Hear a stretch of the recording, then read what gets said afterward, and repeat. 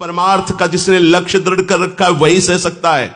बाहर से डंडे की मार सह सकते हो, मन की मार नहीं सह सकते। बड़े बड़े वीरों को मन की मार ने विचलित कर दिया है। बाहर से जो अस्त्र शस्त्रों का प्रहार सह सकते हैं वो मन की मार नहीं सह पाए। और साधक, साधु, परमार्थ मार्ग का उपासक मन की मार को सहता है। तो पहला हुआ, जहां जहां मन जिस वस्तु, व्यक्ति, स्थान, परिस्थिति, घटना में जाए, भूत भविष्य की बातें लावे, उसे वहां से हटा के बार बार अपने आराध्य देव के नाम रूप लीला धाम में लगावें। दूसरा, जहां जहां मन जाए वहां वहां प्रभु को देखने की चेष्टा करें। जैसे कोई भी व्यक्ति है, कोई भी वस्तु है, पदार्थ है, नदी है, पहाड़ है, कुछ भी घटना है, परिस्थिति है, ये पहले नहीं थी, ये बाद में नहीं रहेगी। पहले ये श्री कृष्ण ही, बाद में ही श्री कृष्ण, मध्य में ये केवल भास रहा है। अमुक व्यक्ति, अमुक वस्तु, अमुक स्थान। सच्ची मानिए, प्रभु के सिवा कुछ नहीं है। भगवान ने थोड़ी सी लीला में दिखा दिया। ब्रह्मा जी ने जब बछड़ों का हरण किया, फिर सखाओं का हरण किया, तो प्रभु बछड़े बन गए। बछड़े, उनके गले की रस्सी भी, हां, उनकी खुर भी, सब प्रभु सखा बन गए। किसी की फटी कुर्ती, किसी का फटा जामा, किसी का अच्छा, प्रभु वो वस्त्र भी बने, छड़ी भी बने, छीका भी बने, जो जो जैसा जैसा वो प्रभु ही बने। और 1 वर्ष तक बछड़े और सखाओं के अनंत रूप धारण कर ब्रज में विचरते रहे। कोई नहीं जान पाया, बलराम जी जाने, क्योंकि भगवान के स्वरूप है। ऐसे ही जैसे हर बछड़ा, हर सखा, उनका हर वस्त्र, हर रस्सी, छीका, छड़ी साक्षात सच्चिदानंद श्री कृष्ण बने, ऐसे ही संपूर्ण सृष्टि साक्षात सच्चिदानंद श्री कृष्ण अब भी बने हुए हैं। मत्तः परतरम नान्यत किंचिदस्ति धनंजय, मेरे सिवा किंचन मात्र कुछ नहीं है हे अर्जुन, ऐसा समझो। तो पहले भी प्रभु, भगवान उपदेश करते हैं, सृष्टि के पहले मैं ही मैं, सृष्टि के बाद जो शेष बचा वो मैं ही मैं, तो मध्य में मैं ही मैं हूं, ऐसा अनुभव करो, क्योंकि वही है।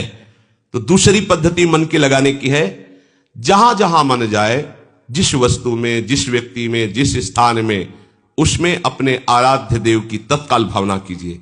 चिद चिद लक्षणम सर्वम राधा कृष्णमयम जगत, जय हो प्रिया प्रीतम, जय हो प्रिया प्रीतम।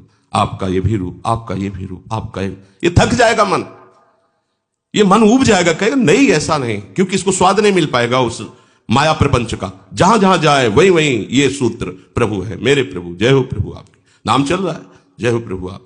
ये हार जाएगा, और ये हार गया तो आप जीत गए। जहां ये हारा आपके अधीन हो जाएगा। इसको निराश करना है, इस बात से निराश हो जाएगा।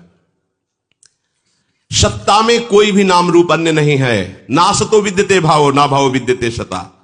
असत की सत्ता नहीं, सत का कभी अभाव नहीं। सच्चित आनंद घन प्रभु श्री कृष्ण, कभी अभाव नहीं, कहीं अभाव नहीं, कण कण में विराजमान। मन जहां जहां जो जो चिंतन करे वही भगवान का चिंतन करो। ये भी भगवत स्वरूप है, ये भी भगवत स्वरूप है। आपका मन स्थिर हो जाएगा, चंचलता रहित हो जाएगा। तीसरा, साधक जब आराध्य देव में मन लगाने का अभ्यास करता है तो उसे सांसारिक बातें याद आती हैं। इससे साधक घबराता है। जब मैं संसार का काम कर रहा था, व्यवहार का काम कर रहा था, तब तो इतनी गंदी बातें नहीं आती थी, इतना गंदा मन नहीं था। पर जब से हमने भगवान का भजन करना शुरू किया, प्रियालाल का चिंतन करना शुरू किया, इतना गंदा, इतनी गंदी बातें, इतनी गंदी प्रेरणाएं, इतनी गंदे मन की स्थिति, वो घबरा जाता है। मन तरह तरह की गंदगी सामने फेंकने लगता है। पर साधक को समझदार बनना है, मूर्ख नहीं। बिल्कुल नहीं घबराना, ये तो आनंद का विषय हो गया। क्या? छुपी हुई गंदगी मन की बाहर निकल रही। तीसरा सूत्र है, छुपी हुई गंदगी मन की बाहर निकल रही है। अब नाम भगवान का डंडा चल रहा है, अब अंदर से जितने गंदे गंदे विचार, गंदी वृत्तियां जन्म जन्मांतरों के साथ निकल रही। आपको लगता है जीवन में मैंने ऐसा कभी नहीं किया, फिर ऐसी बात क्यों आ रही है? जीवन में मैंने ऐसा नहीं सोचा, फिर ऐसी बात क्यों आ रही? एक जीवन की तुम जानते हो, अनेकों जीवन के संस्कार इसमें भरे हुए हैं। जब साधक का उद्देश्य भगवत प्राप्ति बन गया तो विश्वास करो, अब उसके अंदर ये गंदी वृत्तियां प्रवेश नहीं कर सकती। तो ये आई कहां से? जमा है, नाम जब चल रहा है, अब निकल रही है। ये गंदी बातें, गंदा चिंतन, और अगर आप चूक कर गए तो गंदी वैसी क्रियाओं में उतार देगा। साधनहीन उतना गंदा नहीं हो सकता जितना साधन करने वाला आए हुए गंदे विचारों में उतर जाए। तो यह बात समझ लीजिए अच्छे से, क्योंकि एक बार मन को जब आप अपने शासन में लेने की कोशिश करेंगे, वो जान गया है, और आप उसके शासन में आएंगे तो ऐसी धज्जियां उड़ाएगा कि दोबारा हिम्मत न कर पाओ कि उसको शासन में ले लो। बहुत बुरी तरह पतन करवा देता है, बहुत बुरी तरह। इसलिए देखो, बहुत ध्यान देने की बात है।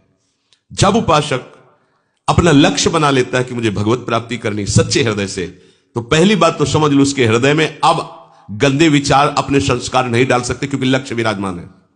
जब कोई सच्चाई से साधन में चलता है तो उसकी मन स्थिति में जितनी भी पाप प्रवृत्तियां हैं वो सब निकलती हैं। आप धैर्यपूर्वक रहिए, चुप रहिए, शांत रहिए। जब कोई सांसारिक कार्य करता है उस समय मन घसीटता है कुप्रवृत्तियों को, तो साधक को समझ में नहीं आता है। जब आप गंदे कार्य कर रहे होते हैं, शास्त्र विरुद्ध कार्य कर रहे होते हैं, तो आपका मन पूरे सपोर्ट में होता है। कभी वो आपको ऐसा नहीं कि गंदा कार्य कर रहे हैं दूसरा चिंतन करवा दे। ध्यान देना, जब आप विषय सेवन कर रहे होते हैं, गंदे कार्य कर रहे होते हैं, गंदे दृश्य देख रहे होते हैं, गंदी बातें सोच रहे होते हैं, तब आपको कहीं भी मन विक्षेप नहीं पहुंचाएगा। क्यों?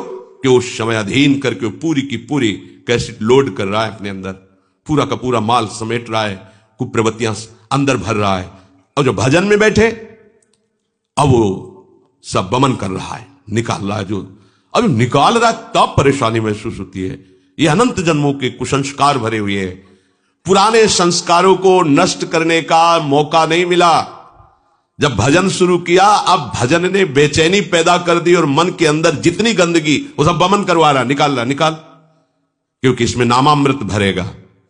जैसे कोई सरोवर हो तो कछुआ, मेढक सब आनंदित रहते हैं, और जो भी गजराज प्रवेश करता सब निकल निकल के बाहर बैठते हैं, क्योंकि उसके पैर के नीचे पड़ जाएंगे, मर जाएंगे। ऐसे ही नाम गजराज है। ये हृदय रूपी सरोवर में काम, क्रोध, लोभ, मोह, मद, मत्सर बड़ा आनंद लेते आए हैं अनेक जन्मों से। अब गुरु कृपा से नाम मत गजराज प्रवेश किया, और जे ही ये प्रवेश निकल के भाग। आप साधक हो, इतनी गंदी बात, अगर कोई जान जाए कि हम इतना गंदा सोचते हैं, यार क्या होगा? कुछ नहीं। अब तो आनंद होने का आपका अवसर है, ये निकल रहे हैं। धैर्यपूर्वक, घबराने की जरूरत नहीं। गंदी बात आ नहीं रही है, जा रही है। तीसरी बात समझो, बहुत धैर्यपूर्वक नाम में तन्मयता धारण करो, और जब करो, और जब बढ़ाओ, और समय बढ़ाओ। बहुत जल्दी मन निर्मल हो जाएगा, और निर्मल मन में ही भगवान का प्रकाश हो जाता है। चौथा, उपासक को प्रभु का चिंतन करने में कठिनता इसलिए जान पड़ती है कि उसने अपने को शरीर माना है और अपने सुख का हेतु संसार माना है। एक एक शब्द पर ध्यान दीजिए। अपने को शरीर माना है और अपने सुख का हेतु संसार माना है। इसलिए जो प्रभु का चिंतन करना चाहता है, तो हमारा माना हुआ चिंतन प्रभु का चिंतन नहीं होने देता, क्योंकि हमने माना है मैं अपने को शरीर हूं, तो हमारा भोगों का चिंतन, विषय का चिंतन, शरीर का। कभी परिवार के जन उतने प्रिय नहीं लगे। जिस दिन भजन का लक्ष्य बनाया, उसी दिन से रोना आने लगा अपने परिवार की याद करके। क्या हो रहा है? परिवार के बीच में रहकर उनको कभी प्यार नहीं किया, लेकिन एकांत रहकर जब प्यार प्रभु से करने चले तो ये क्या हो रहा है? बोले मोह ने अपना जाल फेंका। वो रो रहा है, दिखाई देता है। रो, एक दिन हुए उसको आए, वो मूर्छित हो रहा है। मम्मा, अपनी अम्मा के लिए मूर्छित। हाँ, ये कोई आश्चर्य कि मोह ने ये हर विकार अपने अस्त्र शस्त्र तैयार लिए खड़े। अच्छा, तो निकलना चाहता, फेंका मोह ने जाल। एक बार अपनी मम्मी को देख ले बस, ऐसा। फिर काल ने ऐसा रौंदा, एक बार के बाद वापस ही ले। ये ऐसा विवर है, ऐसी गुफा है माया की, जिसने प्रवेश कर गए वो वापस नहीं आया। पता नहीं क्या हो गया, अनंत जन्मों से भटकते ही रह गए और कभी वापस नहीं आ पाए। प्रभु के मार्ग में चलने वाले उपासक को बड़ा धैर्यवान होना चाहिए। समझना चाहिए कि मैं वही हूं, फिर ये वृत्ति क्यों आ गई, इतनी ममता क्यों आ रही है, इसका मतलब मुझे फंसाया जा रहा है। पर साधक समझ नहीं पाता। जब ध्रुव जी तन्मय होने लगे भगवत चिंतन में, तो आवाज आई, बेटा मेरी रक्षा करो, बेटा मेरी रक्षा करो। तो हल्की से आंख खुली, देखा यक्ष उनकी माता को जबरदस्ती लिए जा रहे हैं, और उनकी माता कह रही, ये दृश्य देखा, बेटा मेरी रक्षा करो। तो उन्होंने विचार किया, महाराज पिताश्री उत्तानपाद के होते हुए हमारी माता का अपहरण यक्ष कैसे कर सकते हैं? और दूसरी बात, मैं भगवान की शरण में हूं तो मेरी माता असुरक्षित कैसे हो सकती है? इसका मतलब ये कोई माया जाल है जो मुझे मेरी निष्ठा से हटाने जा रहा है। नहीं, पुनः आंख मूंद ली और भगवत प्राप्ति की। कई तरह से माया आपको विचलित करने की चेष्टा करेगी, ये साधक नहीं समझ पाता। बहुत विचित्र है, बहुत विचित्राति सय प्रबल देव तव माया, बहुत प्रबल माया है। छूटे राम करो जब दाया, लेकिन तो समझे भी नहीं आता कहां से हम फंस गए, फिसल के वही खड़े हो गए। संसार का चिंतन स्वतः होता है क्योंकि हम अपने को अभी तक संसार का माने रहे हैं। प्रभु हमारे हैं, अब ये इस जन्म में सत्संग के द्वारा बात समझ में आई है, तो अब आपको चिंतन करना पड़ेगा। आपका चिंतन होगा नहीं, चिंतन करना पड़ेगा। प्रश्न करते हैं भजन होता नहीं, भजन तो सिद्धों का होता है, साधक को भजन करना पड़ता है। आपने अभी तक साधना विषय की तो विषय चिंतन करना नहीं पड़ता, होता है, देख लो। अब साधना करो प्रभु की तो प्रभु का चिंतन करना नहीं पड़ेगा, आगे चलकर होगा, स्वतः होगा। जैसे विषय का चिंतन विषयवत स्वयं होता रहता है, ऐसे भागवतिक महापुरुष का चिंतन स्वयं होता रहता है। उठते बैठते चलते फिरते खाते पीते सोते जागते हर समय भगवत चिंतन स्वतः उसे चिंतन पकड़ लेता है। पर साधक को चाहिए कि प्रभु का चिंतन हठ पूर्वक दृढ़ता पूर्वक करे। वो होता नहीं, होगा ऐसे होने लगेगा। होने में पहुंचने के लिए पहले करने की क्रिया में तो आओ। पहले भजन क्रिया को ऐसा करो कि संसार का चिंतन नष्ट हो जाए, फिर चलने लगेगा। भोरी सखी जी यही तो कहती है, नाम श्वास दो बिलक चलत है, इनको भेद न मुख को भावे। श्वास ही नाम, नाम ही श्वासा, नाम श्वास को भेद मिटावे। फिर रोम रोम और रग रग बोले तब कुछ स्वाद नाम को पावे। ऐसे नहीं, महापुरुषों को देखो हर समय विठल विठल विठल केशव विठल विठल विठल, कोई राम राम राम, कोई श्याम श्याम श्याम, राधा राधा राधा। ये ऐसे थोड़ी स्थिति को प्राप्त हो गए कि आठों पैर नाम स्वतः ही चल रहा है। उपासक को चाहिए कि बार बार वो ये चिंतन करे, मैं प्रभु का हूं, प्रभु मेरे, प्रभु के सिवा मेरा कोई नहीं, और भजन करने का दृढ़ता पूर्वक हाट पूर्वक अभ्यास करे। अभ्यास, जब तक अभ्यास आपका दृढ़ नहीं हो जाएगा तब तक भजन होने में नहीं आएगा। दीर्घकाल निरंतर सत्कार सेवितो दृढ़ भूमि, पातंजलि जी कह रहे हैं, बहुत लंबे समय तक निरंतर सत्कार पूर्वक। सत्कार नाम के समान केवल नाम है, नाम के समान त्रिभुवन की कोई संपत्ति नहीं। तो कोई भी संपत्ति हमारे सामने आ रही हो हम नाम नहीं छोड़ेंगे, कोई भी विपत्ति आ रही हो हम नाम नहीं छोड़ेंगे। ये नाम का सत्कार है। हम कितना सत्कार करते हैं, फालतू में बैठे व्यर्थ का चिंतन घंटों करते रहेंगे, हमें पश्चाताप नहीं होगा कि हमने नाम जो गुरु जी ने दिया है उसका विस्मरण कर दिया। बहुत पश्चाताप होता है। सर्वाश्चर्य में भगवान नाम है, क्या क्या नहीं हो सकता। तो चौथी बात, साधक को मन लगाने के लिए यह बात सोचनी है कि मैं प्रभु का हूं, प्रभु मेरे हैं, सुख का हेतु केवल प्रभु हैं, और उन प्रभु की प्राप्ति के लिए मुझे भजन करना है, करना है, करना है। भजन करना है, भजन होता है नहीं, भजन करना है। पांचवी बात, भजन करते समय साधक को यह सावधानी रखनी है कि उसके मन में कोई कार्य करने वाली बात न रह जाए। कई बार ऐसा हुआ जैसे कहीं ऐसे स्थान में बैठे कि खिड़की खुला है, बार बार मन वो खिड़की खुला है, अब वो खिड़की खुला है, रखो माला, पहले खिड़की बंद करे, बंद कर दो फिर बैठ जाओ। फिर वो किसी तीसरी बात में आ जाएगा, आवश्यक है वो भी कर लो, अब फिर बैठ, फिर उसको डांट लगाओ, चुप सावधान। पहली बात देखना कोई आवश्यक कार्य तो नहीं रह गया है, ओ ये भजन हो जाए फिर ये करना है, नहीं, अगर उस समय संभव है तो उसे कर लो, नहीं उसे समझाओ ये बाद में कर लेंगे, नहीं अभी भजन कर। भजन के समय मन के लिए कोई कार्य न रखें, भजन के समय मन के लिए कोई कार्य न रखें। अमुक कार्य करना है, अमुक स्थान पर जाना है, अमुक व्यक्ति से मिलना है, अमुक व्यक्ति मिलने के लिए आने वाला है, ये बातें न रखें भजन के समय, नहीं तो फिर गड़बड़ हो जाएगा। ये मन केवल उसी बात का इंतजार करवाएगा, चिंतन करवाएगा। हमें इस समय भजन ही करना है, शांत मन करके भजन में लगाना है, यह निश्चय करें। छठवां, भजन करते समय संकल्प विकल्प की भीड़ लगने लगती है, ऐसा किया जाएगा, ऐसा नहीं, ऐसा करेंगे तो ऐसा हो सकता है, नहीं ऐसा हो। वो संसार का संकल्प विकल्प करने की कोशिश करेगा। बस आपको सावधान रहना है। ये संकल्प विकल्प काटने के लिए बहुत बढ़िया उपाय है जो अपने लोगों ने भी किया था। शरीर स्वस्थ है तो सब लोग कर सकते हैं। सावधानी पूर्वक जैसे स्वस्थ आसन में, सुखासन में बैठे, वो नाक पकड़ने की जरूरत नहीं, श्वास लंबी खींचो, ऐसे खींच के फिर छोड़ दो, फिर लंबी खींचो। बिल्कुल अनुभव किया हुआ, लाखों बार का है, लाखों बार किस लिए इसी में लगे ही रहे, लाखों बार का अनुभव है। भजन करने के पहले शांत बैठो, फिर लंबी सांस खींचो, कुछ पकड़ने की जरूरत नहीं, ऐसे, और फिर छोड़ दो पूरी। अगर हिम्मत है तो छोड़ने के बाद रोक दो,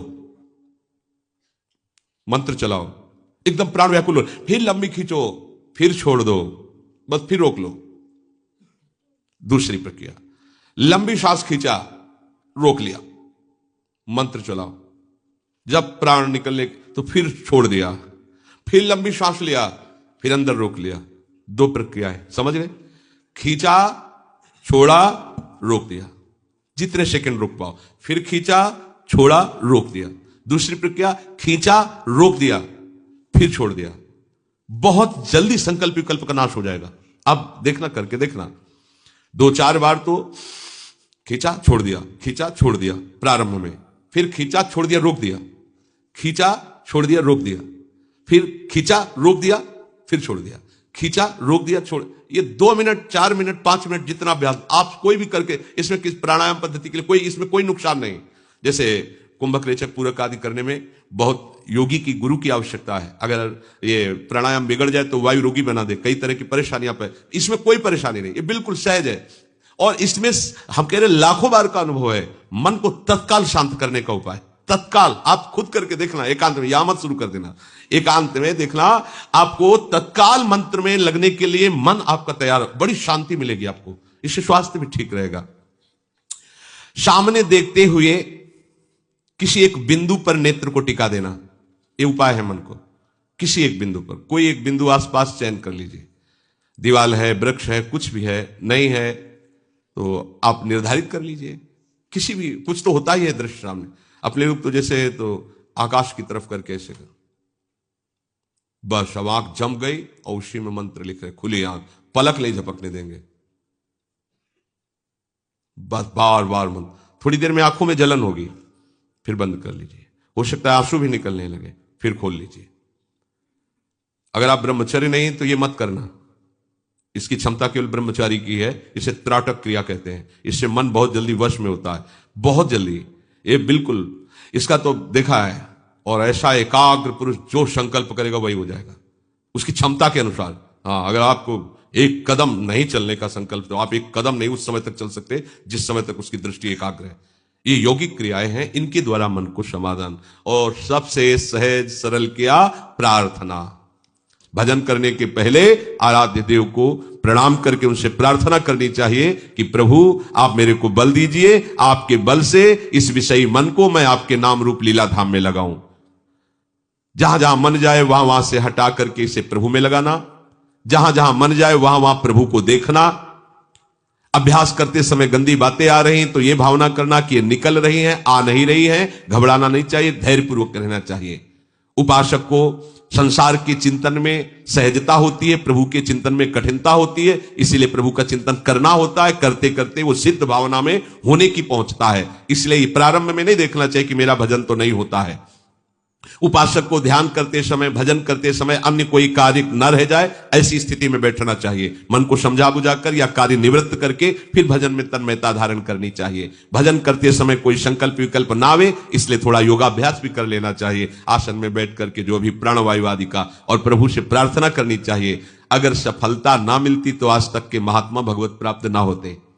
है बड़ा झंझट है, ये माया का आकर्षण बड़ा है, पर प्रभु से बड़ा नहीं है, प्रभु के नाम से बड़ा नहीं है। इसलिए हमें हारना नहीं है, प्रभु से प्रार्थना करके उनका बल लेना है और निरंतर भजन में लगे रहने का अभ्यास करना है।